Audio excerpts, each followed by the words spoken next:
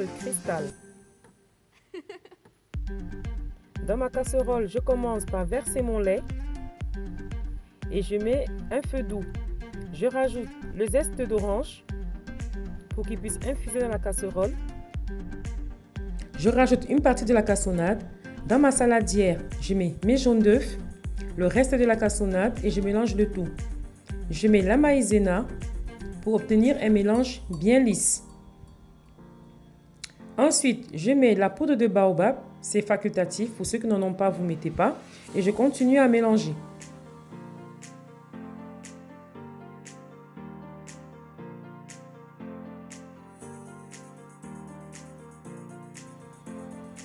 Quand mon lait commence à porter à ébullition, je le prends et je le rajoute à ma préparation. Je mélange l'ensemble des deux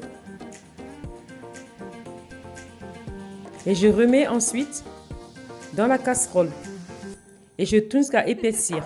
Maintenant que nous avons sorti la crème brûlée du feu, nous allons la mettre dans les ramequins.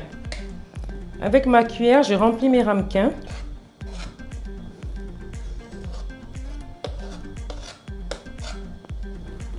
C'est une autre forme de crème brûlée. Il y a des crèmes brûlées qu'on fait au bain-marie dans le four. Celle-là, ça se fait à la casserole.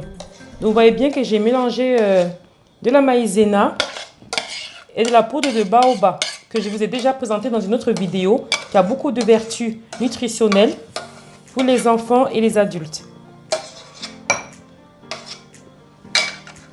Voilà, nous avons fini notre crème que nous avons mis dans des jolis ramequins. Nous allons placer au frigo parce que ça se mange super frais. Laissez minimum 5 heures, si possible toute une nuit, avant de continuer la suite de la recette. Donc je vous dis à tout à l'heure. Après 4 heures, je sors les ramequins du frigo. Je rajoute du sucre cristal sur la surface.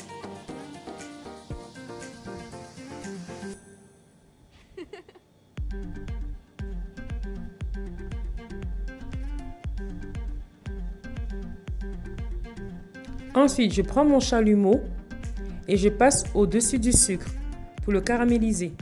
Pour ceux qui n'ont pas de chalumeau, vous pouvez le mettre au four en option grille. Et dès que le sucre se caramélise, vous arrêtez le four.